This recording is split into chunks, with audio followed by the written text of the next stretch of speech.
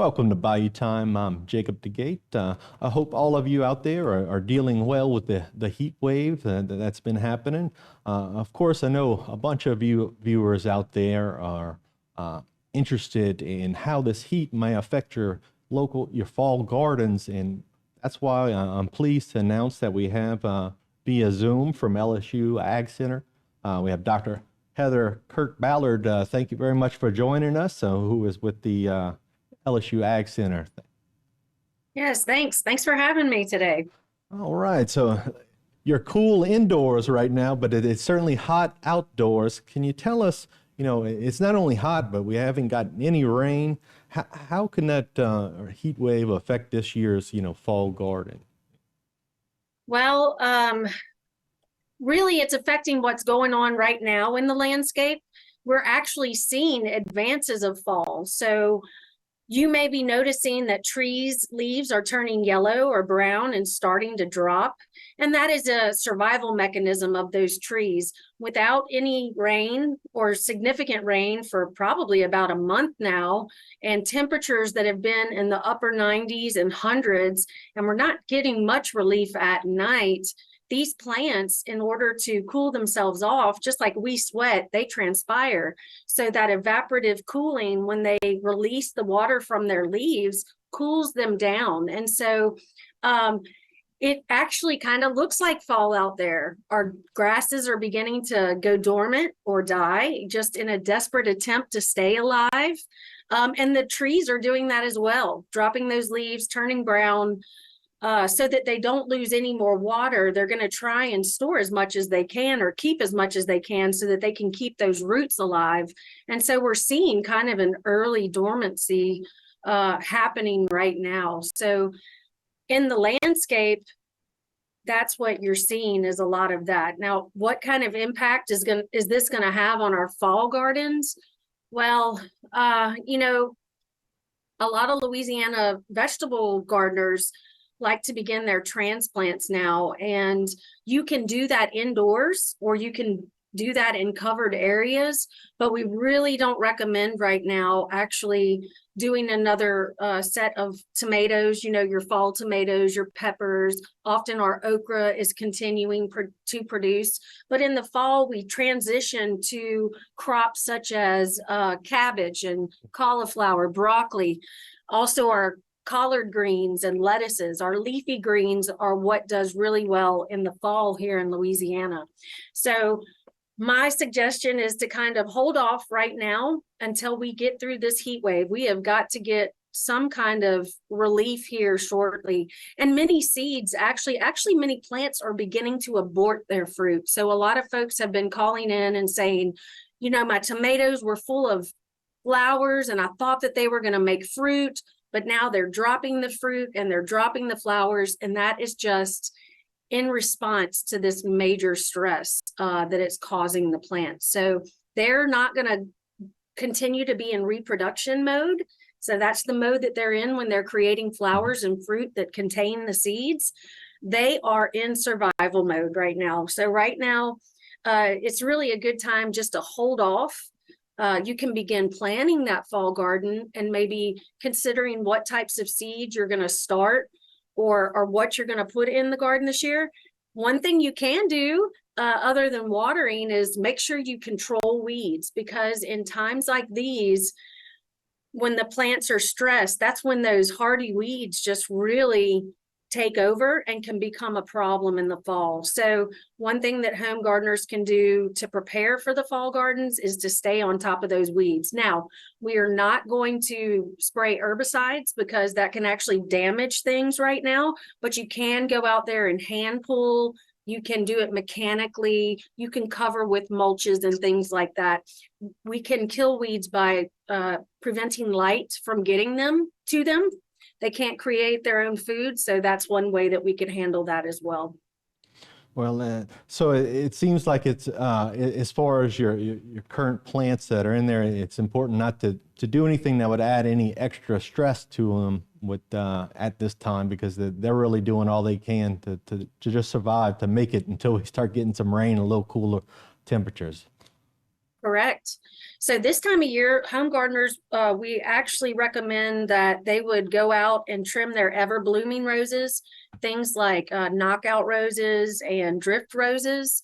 But we don't want to put any more stress on those plants. If you feel like there are some dead canes or some diseased materials, you can remove those. But anything that's going to add more stress to the plants, we really don't want to do it. And we don't want to fertilize this time of year either, because we don't want to encourage, well, first of all, you need water to dissolve that fertilizer. But second of all, we don't actually want to cause a growth spurt in those plants when they're just trying to stay alive. So right now, it is crucial just to water when you can, if you can, to make sure that you water a very deep watering. Some people may go out there and just turn the sprinklers on for a little while. What most homeowners may not know is that soil becomes very hydrophobic once it gets to such a dry stage like we are in right now. So you may put your water hose out there and you will see water just roll right off the soil.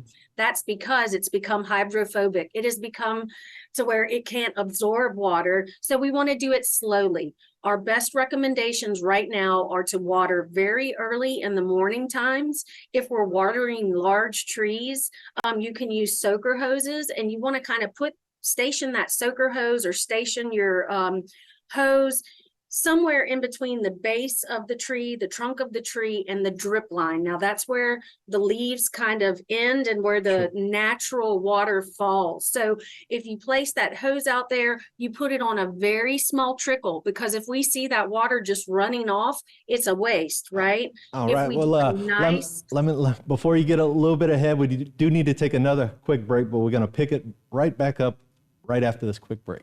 All right. Okay. Sounds good. Stay tuned.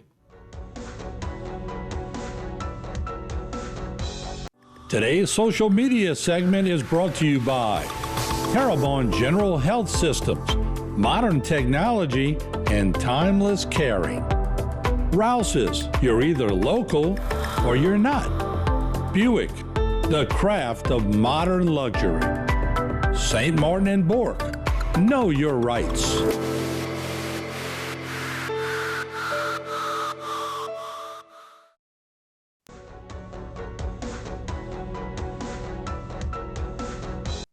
Welcome back to Bayou Time. I'm here with Dr. Kirk Ballard of the LSU Ag Center. We're talking a little bit about the heat wave and how do you best handle that. We were right before the break. You were getting into detailed instructions about watering certain trees. If you want to pick it up right where we left off.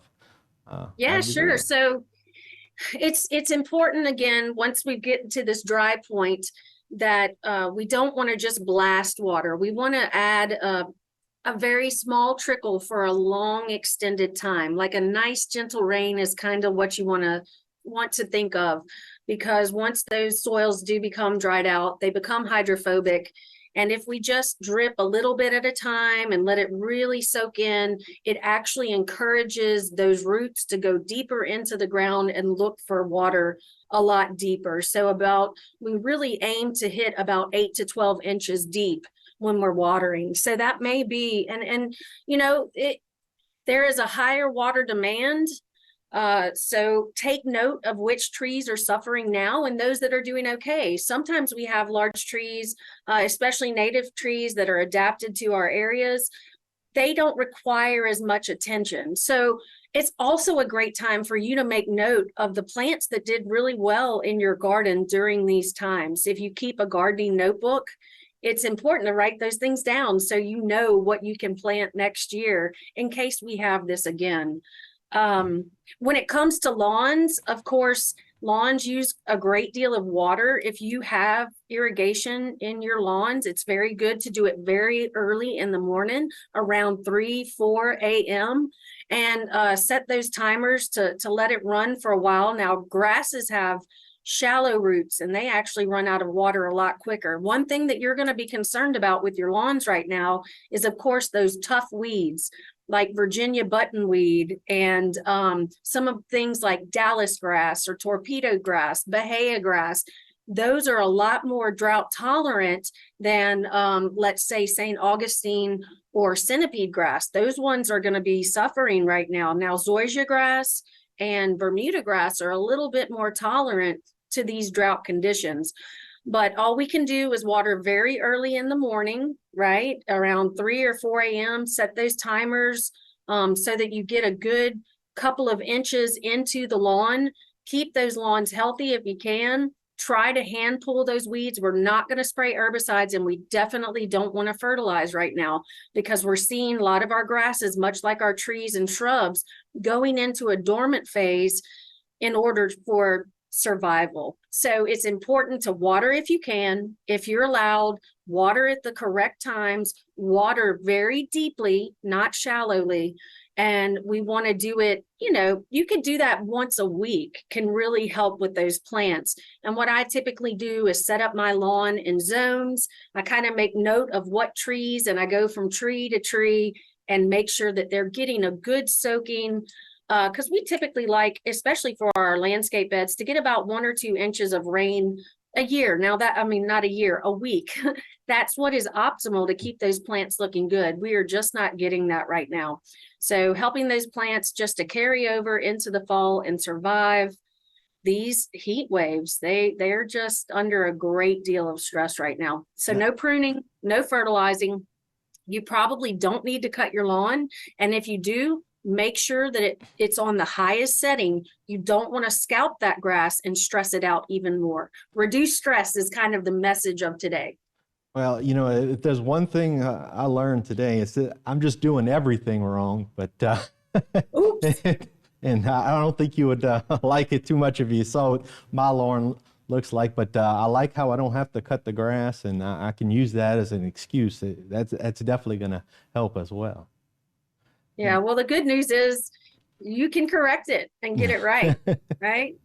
Sure. But you said it's not a good time definitely to fertilize or to do the if you have those weeds popping out, you want to pull, not spray the weed and feed. That is correct, because when we get in temperatures like this, especially when we're talking in the lawn, when we use herbicides, it can actually burn and hurt the turf more than anything. It'll kill the weeds, but it'll also kill your lawn. So we're going to take it easy. We're not going to spray. We're just going to try and bridge that gap until the next good rain. And, whatever rain dances or whatever prayers we need to send up, it's definitely needed. It's pretty scary around here. Yeah, it's certain. My ground in my lawn is definitely cracking apart because it's starved of water for sure. But for people out there who I know LSU has a bunch of information, can you direct people where they can go to find out more of some of these great ideas that you have and that LSU has?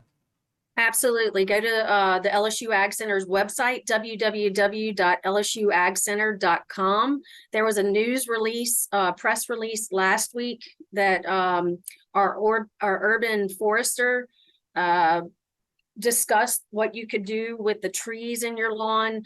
There's a lot of information. A lot of the Get It Growing articles that I'm producing right now are focused on different aspects of what to do in the landscape when we have these drought conditions. Go on that page, you will find the home and garden. There's also a turf section, so you can look there to find out, because right now, also with this dry weather, we're going to see more things like chinch bugs and army worms and sod webworms.